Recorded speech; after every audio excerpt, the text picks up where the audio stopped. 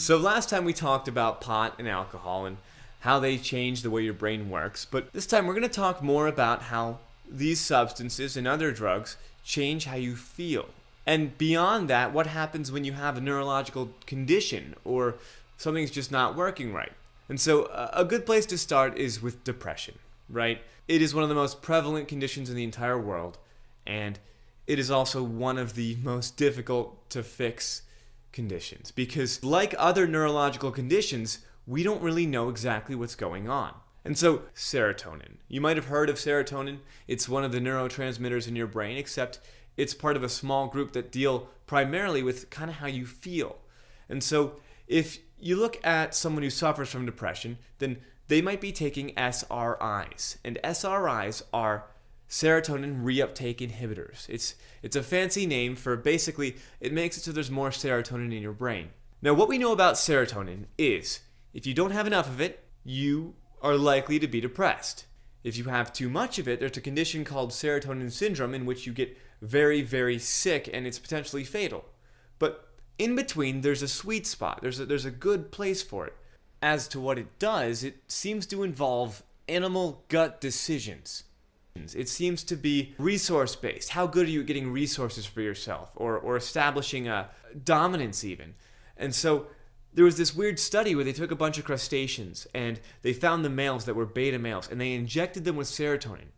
And then some of these males became the new alphas in their communities. They became strong and powerful and socially aggressive. And in humans, we see a sort of different behavior, but basically you can take someone who has social anxiety and might be suffering from a serotonin deficit, and if you restore it, then they might feel more comfortable conversing with people or being in a social situation. And you can kind of parallel that to being more successful at getting resources because we're social creatures. But again, it's a very complicated idea. It's hard to just understand exactly what this does. And so there's another neurotransmitter just like it called dopamine. And we think a lack of this stuff is what causes ADHD. It's what Ritalin controls. Ritalin makes the dopamine levels go up. And dopamine, we think, is sort of a reward neurotransmitter. It's part of the reward pathway in your brain. And it's what makes you feel really good when you've done something great. And it's what makes you feel like crap when you haven't really done anything lately. You just have been lying around. It's what makes you proud when you got an A or you helped your wife out with the dishes or whatever, right? It's this feeling of accomplishment. And we think that if you don't have enough of it, it might be really hard to be goal-oriented and get things done. But if you have too much of it, then you're in a new problem because drugs like cocaine or other highly addictive substances, they make the dopamine levels in your brain go up very high, insanely high. So high that your brain starts to think that that's the new baseline for dopamine. That's the new normal level that it expects.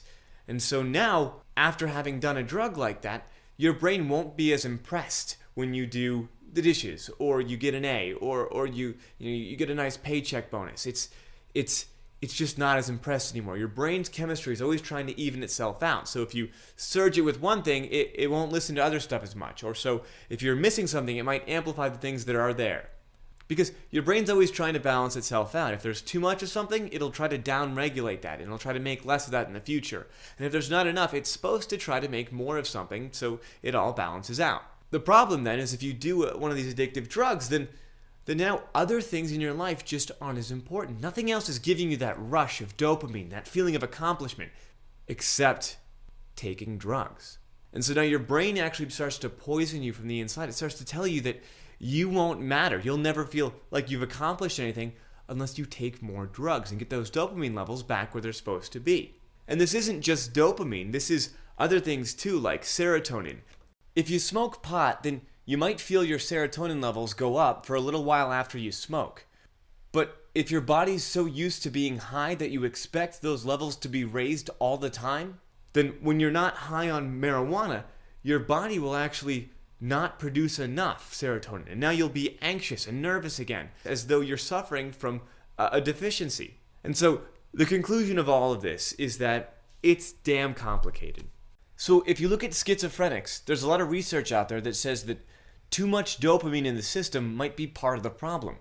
And psychosis in general might just come from a lack of the neurotransmitter we talked about last time that helps you make new memories or learn things. And drugs that artificially make these exact same changes on your brain end up producing kind of the same result. And that's why there's a lot of similarities between people who are high on PCP and people suffering from legitimate psychosis.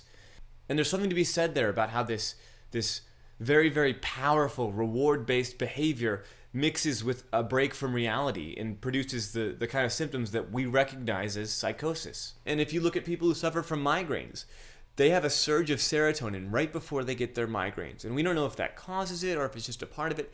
We really don't know. And the most difficult one, if we can go back to depression, difficult because it's just so prevalent, it is still sort of a mystery. We know that, again, if you put these drugs back where they're supposed to be, it might solve the problem, but sometimes it doesn't.